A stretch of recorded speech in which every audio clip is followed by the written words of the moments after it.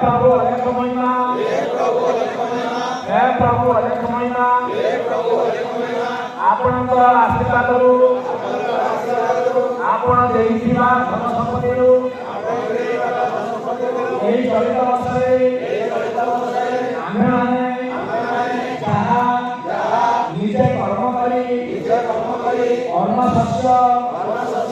फलमूल कर्म करिथिलु ताहा आजि सर्वप्रथमे आपणक पाखरे समर्पण करी समस्त साधु भक्त एकत्रित होई नवान्न प्रसाद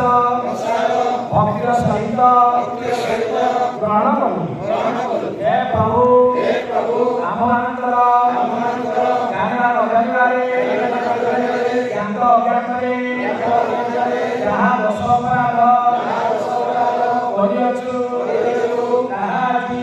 ଆଜି ଆମମାନଙ୍କୁ କ୍ଷମା ଦିଅନ୍ତୁ। हे प्रभु ଆମ ହୃଦୟରେ ଥିବା ବିଭିନ୍ନ ପ୍ରକାର